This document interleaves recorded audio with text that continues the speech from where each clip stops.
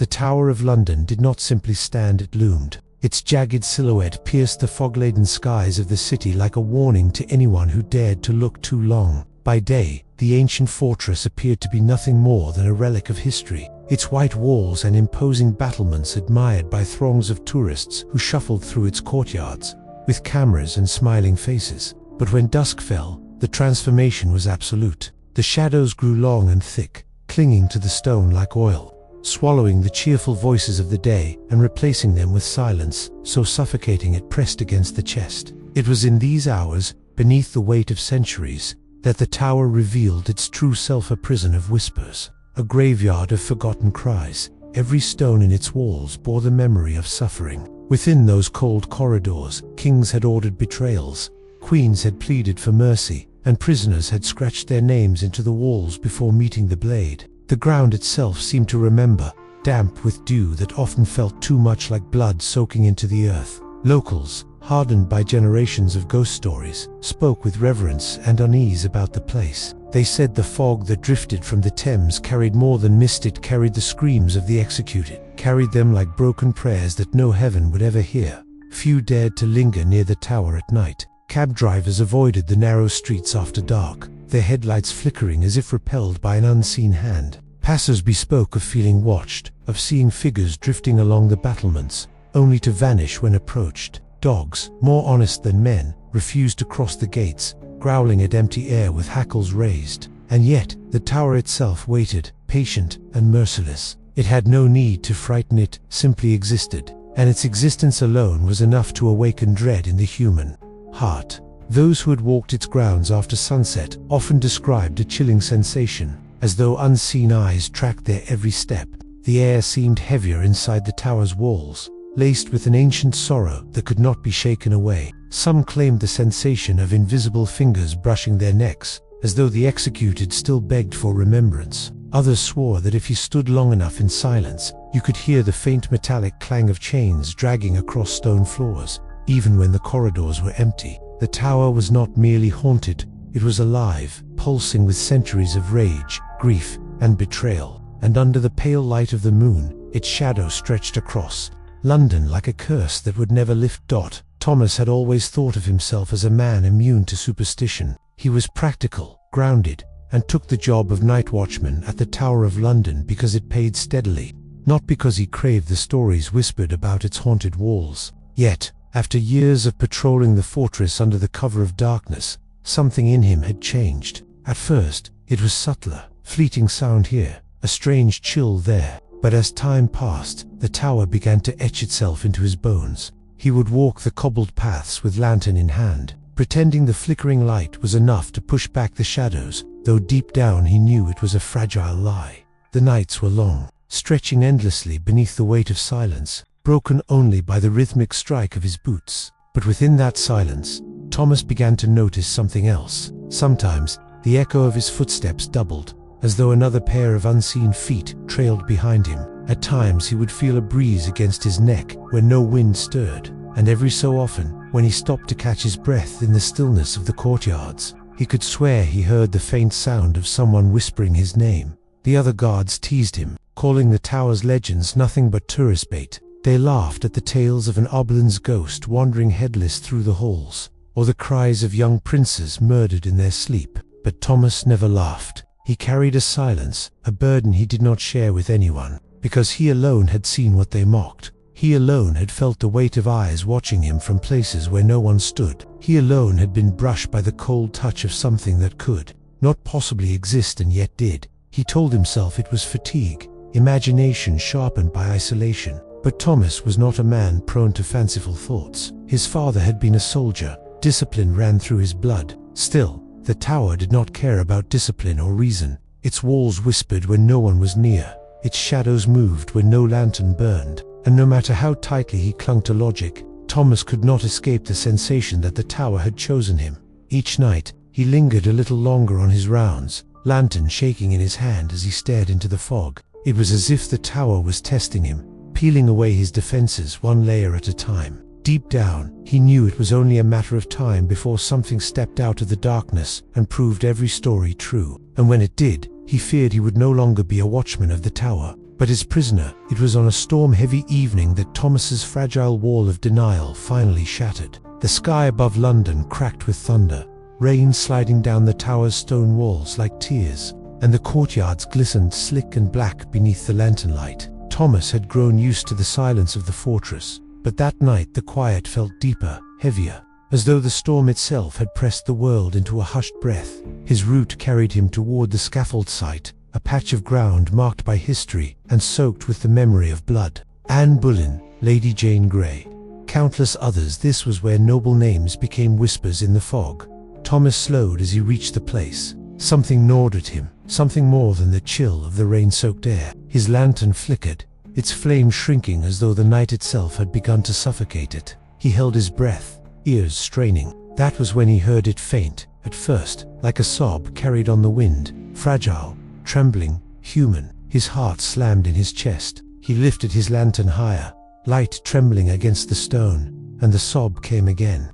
Clearer this time, a figure emerged from the mist. She was pale, her Tudor gown soaked in shadow and rain, her face delicate but marked with grief so profound it made Thomas's throat tighten. She stood only steps away, her lips parting as though to speak, though the sound caught in her throat. Thomas froze, caught between terror and awe, unable to look away. The world around them fell silent, the rain, the thunder, the wind all muted as if time itself had bent around her dot. Then he saw it, a thin line across her throat, dark and wet, as though an invisible blade had just fallen. Blood spread, soaking into the bodice of her gown, glistening red beneath the weak glow of his lantern. She raised her hand as if reaching for him, eyes filled with desperate sorrow, and Thomas staggered back, his breath coming in ragged bursts. He wanted to call out, to demand who she was, what she wanted, but the words died on his tongue.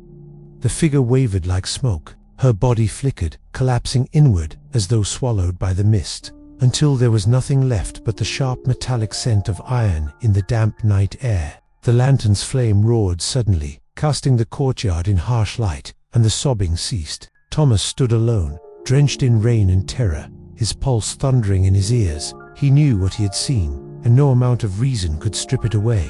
The Tower of London had revealed its first ghost to him, and Thomas knew, with a bone-deep certainty, that it would not be its last. Sleep abandoned Thomas after that night. Every time he closed his eyes, the woman's pale face swam before him, her lips trembling, her throat bleeding, her sorrow so vivid it tore into him like claws. He woke drenched in sweat, heart pounding, certain he would find her standing at the foot of his bed, but each time, it was only shadows that lingered. Still, the line between dreams and waking began to blur, until Thomas no longer knew which was worse: the nights where she appeared, or the mornings where she did not. When he returned to his rounds, the tower felt different. The walls no longer seemed like stone, but flesh-breathing, pulsing, remembering. His lantern flickered even when the air was still, as if unseen fingers toyed with the flame, and the whispers began. At first, faint as though carried through the walls, then stronger, circling him like a swarm of invisible mouths. "Remember us? Remember us," they moaned, their tones neither male nor female, but a chorus of agony bound together. Sometimes they called his name, a rasp of sound that slithered beneath his skin. He tried to ignore it, tried to ground himself in the rhythm of his boots against the cobblestones, but even that betrayed him. The echoes of his steps multiplied, overlapping, as though dozens marched beside him, some stumbling, some dragging chains that clanged softly against the ground. When he spun around, there was never anyone there, but the shadows thickened, creeping up the walls until they bled across the floor. Swallowing every trace of light his lantern dared to cast dot, and then came the sensations: cold hands grazing his shoulder, the brush of fabric against his arm, though he walked alone, breath on his neck, icy and sour with the stench of decay. His instincts screamed at him to flee, but the tower would not release him. It wanted him to see, it wanted him to remember. One night, as he passed the bloody tower, his lantern died without warning. Darkness consumed him, absolute and suffocating. Then, in the blackness, he heard them, hundreds of voices screaming, crying, begging all at once. It was not imagination, not fatigue. It was memory alive, pressed into his ears, clawing at his sanity. For the first time in years, Thomas dropped to his knees, clutching his head, whispering prayers he hadn't spoken since childhood. The cries rose to a crescendo, shaking the very stones around him, until suddenly they ceased. The silence that followed was worse than the screams. Thomas staggered to his feet, his breath shallow, his body trembling. He knew now, beyond doubt, the Tower of London was not haunted by fragments of the past. It was alive with them. The executed had not left. Their agony was endless, and they had chosen him to bear witness. The night air was heavy with mist, thick enough to blur the edges of the tower's walls into ghostly outlines. Thomas moved slowly through the courtyard, every nerve alert, every sense sharpened by the dread that clung to him like a second skin. The whispers had not come yet, but the silence was no comfort. It was worse, a stillness that seemed to wait for something to happen. He tightened his grip on the lantern, its flame shivering as if it too feared what lay ahead. That was when he saw it. Dark stains spread across the cobblestones, glistening wet in the lantern's glow. At first he thought it was rainwater pooling in the uneven cracks, but the color was wrong to dark, too rich. His breath caught in his throat as he leaned closer. Blood, fresh blood, still warm, still gleaming red, as though spilled only moments ago. His stomach twisted, his mind scrambling to reason. There was no one here, no one alive, at least. Then he saw the footprints, small at first, bare feet pressed into the wet stones, each step darker than the last, as if the body that left them was draining itself dry. They trailed across the courtyard, one after another, pulling him forward. Against every instinct, Thomas followed. The footprints grew larger, heavier, as though others had joined the paths unbooted, some dragging with uneven strides, smearing blood in grotesque patterns. The trail became a procession of the damned, winding toward the scaffold where centuries of executions had painted the ground with crimson. When he reached the platform, the air grew colder. The mist curled upward, forming a shape cloaked in black. A figure stood at the edge of the scaffold, tall, broad-shouldered, its outline sharp against the fog. In one hand it gripped an axe, its blade glinting faintly with fresh, dripping red. The executioner. His hood concealed his face, but Thomas could feel eyes burning through the darkness, hollow and merciless. The lantern in his hand rattled violently, as though the flame wanted to flee. The figure tilted its head, studying him like a predator studies prey. Then its voice came, low and guttural, a sound that reverberated through the stones beneath his feet. "Another must join us." Thomas stumbled back, his heart hammering in his chest, his mind shrieking for him to run. But his legs felt heavy, as though the cobblestones themselves had gripped his boots. Behind him, the bloody footprints shimmered, glowing faintly as if pulsing with life. They surrounded him now, circling, pressing him closer to the scaffold. The executioner raised the axe, and though its face remained hidden, Thomas could feel the sorrow in its presence, sorrow twisted into rage. For the first time, Thomas understood the tower's truth. The executed did not only want remembrance, they wanted company. The morning after his encounter with the executioner, Thomas could not shake the feeling that the tower itself had marked him. He walked with trembling hands, his lantern always closed. Yet the shadows seemed to grow bolder, pressing closer to his every step. But it was not just the silence and the whispers that unnerved him anymore. It was the ravens. The tower's ravens had always been a peculiar sight. Tourists adored them, snapping pictures and laughing at their brazen behavior, while old caretakers guarded them carefully, repeating the legend that if the birds ever left the tower, the kingdom itself would fall. Thomas had never cared for such tales, but lately, the birds had begun to act strangely in his presence. They followed him from wall to wall, their black eyes gleaming with unnatural intelligence. At night, their calls no longer sounded like ordinary calls. They rang shrill, distorted, like voices echoing from another world. One evening, as Thomas made his rounds, a raven swooped down and landed only feet away from him. He froze, staring at its glossy feathers as it tilted its head, unblinking. Then he noticed something that twisted his stomach. From its beak dripped blood. Thick drops splattered onto the stones, though the bird bore no wound. The sight chilled him to the core. Was it feeding, or was it carrying the tower's curse in its mouth? More ravens descended, gathering around him in a circle. Their wings flapped against the fog, stirring the mist into unnatural shapes. Faces, half-formed mouths, open in silent screams. The sound of their caws rose higher, sharper, until Thomas pressed his hands against his ears. But the noise did not fade. Instead, it transformed. The cawing twisted into voices, familiar voices. He heard sobs, desperate pleas, the sharp gasp of a blade striking flesh. It was the same chorus of agony that haunted him at night, now spilling from the throats of black-winged messengers. The largest raven hopped forward, its eyes burning red in the lantern's light. It spoke not in the way humans speak, but in a guttural, broken whisper that cut through Thomas's soul. Never free, never gone.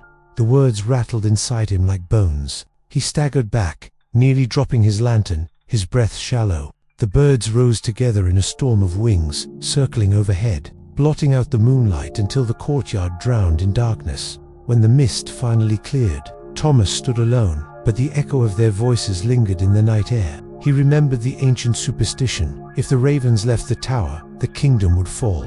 But what if they never left because they were not guardians at all? What if they were jailers, keeping the dead bound, keeping the curse alive, ensuring the executed were never forgotten? Thomas stared up at the battlements, where the ravens perched once more, their eyes gleaming like embers. For the first time, he felt not like a watchman guarding the tower, but like a prisoner trapped inside its endless nightmare.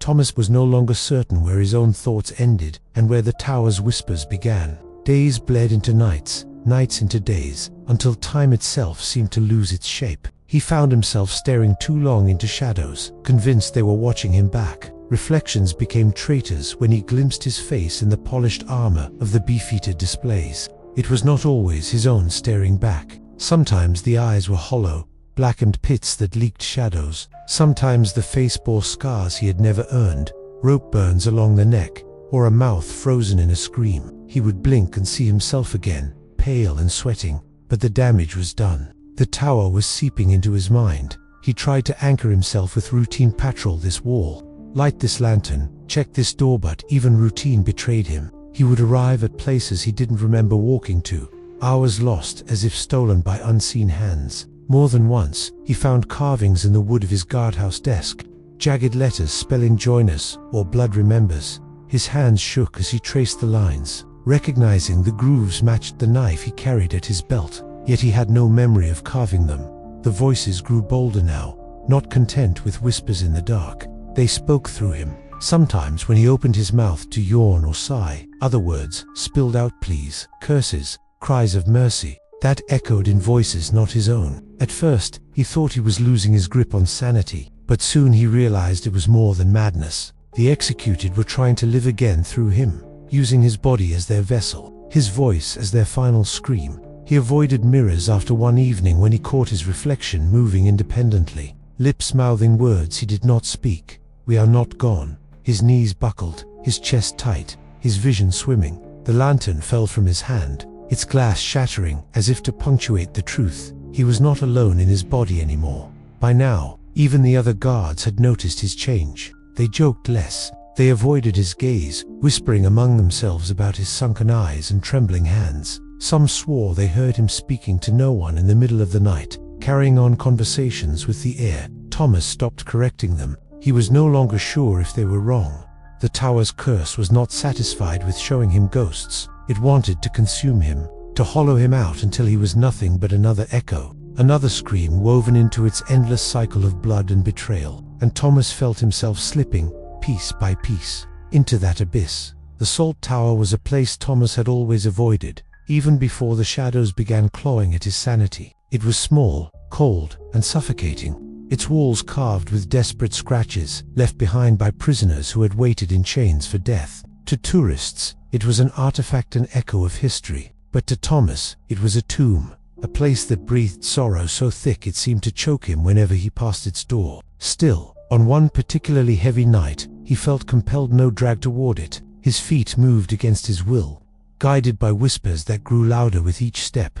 The chamber greeted him with a suffocating chill. His lantern light revealed the walls covered in words carved centuries ago, prayers, names, fragments of last thoughts. But as Thomas stepped closer, his breath caught. The carvings were bleeding. Crimson welled up from the grooves, running down the stone in slow, deliberate streams. Words twisted before his eyes, shifting into messages meant for him alone. "Join us, become one of us." His knees weakened as the letters pulsed like open wounds. The air thickened, pressing against his chest until he gasped for breath. Then the shadows moved. From the corners of the chamber, forms began to take shape. Hooded figures emerged, dragging chains that scraped across the floor with metallic shrieks. Behind them came others, kneeling prisoners, their eyes hollow, their necks bearing the marks of rope or blade. They moved in a grotesque procession, their bodies flickering like images from a broken reel of film. The chamber had become a theater, replaying the tower's darkest hours in an endless loop.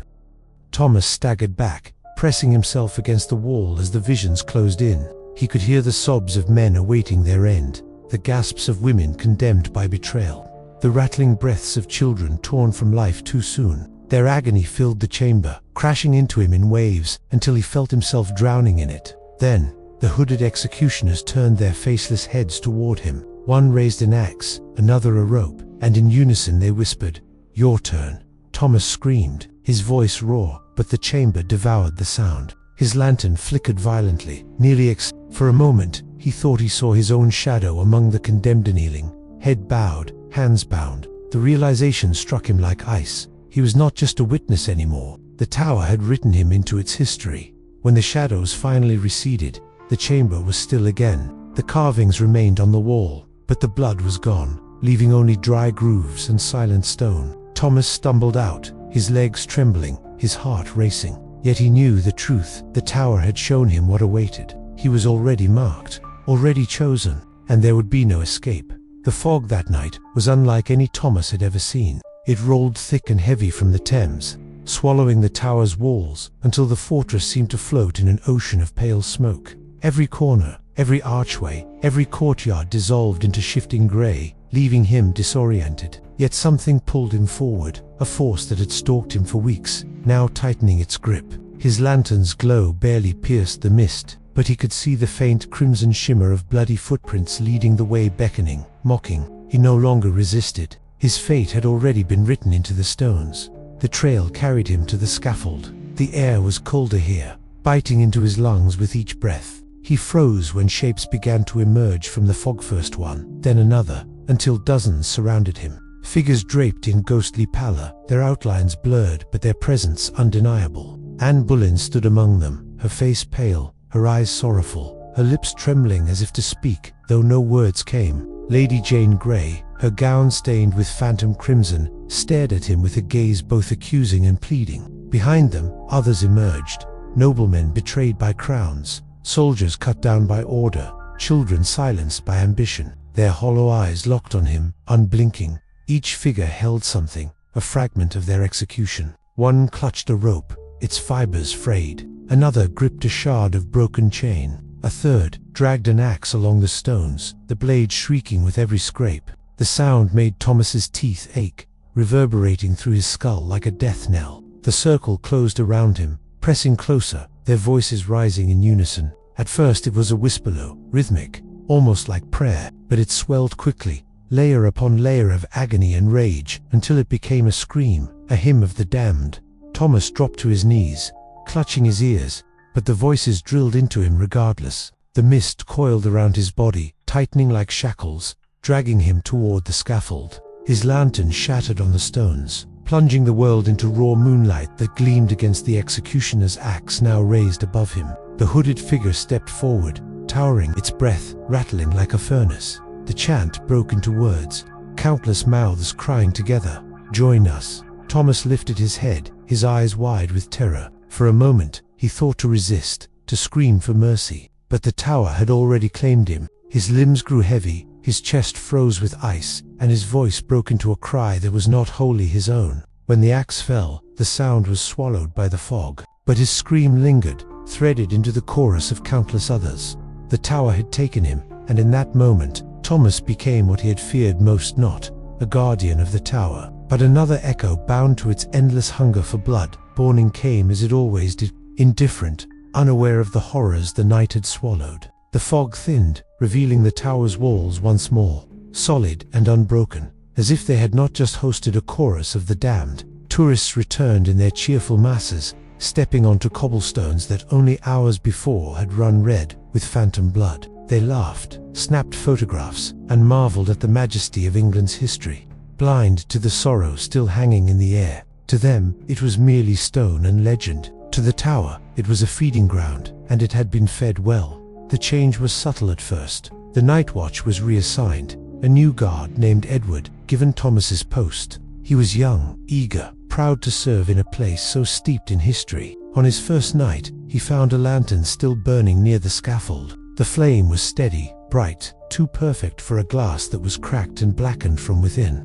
No one could explain how it had survived the storm, or who had left it behind. Edward assumed it was the last careless act of the man before him, though no one seemed to know exactly why Thomas had disappeared. His absence was written off with bureaucratic coldness, resignation, dereliction of duty, perhaps worse. No one cared to dig deeper, but the tower knew. That first night, Edward swore he heard footsteps that did not match his own. When he paused, the sound continued slow, dragging, as though someone walked beside him with chains rattling around their ankles. Once, he turned sharply, lantern raised, only to find the courtyard empty. Yet the echo of a second lantern's flame flickered in the mist, and for the briefest moment, he thought he saw a figure, a man in a watchman's uniform, his eyes hollow, his mouth opening in an endless scream. The ravens grew restless once more, circling overhead, their cries sharper, crueler. Tourists still adored them, never realizing their black eyes tracked more than crumbs of food. They were keeping count. The tower was growing stronger, its voices louder, and now, among them, a new echo had joined that night. The mist thickened quicker, spreading its tendrils through the courtyards with an almost eager hunger. When the cries of the executed rose again, they carried a new voice, Thomas's voice. It bled through the walls, through the stones, through the marrow of anyone foolish enough to linger too long after sundown. His lantern, forever burning, became a beacon for the lost, and those who followed it never returned the same dot. The Tower of London did not need new victims to haunt it. It created them, and as the centuries turned, one truth remained. Blood never left the tower, it only waited, echoing, whispering, screaming until the next name was carved into its eternal story of betrayal and death.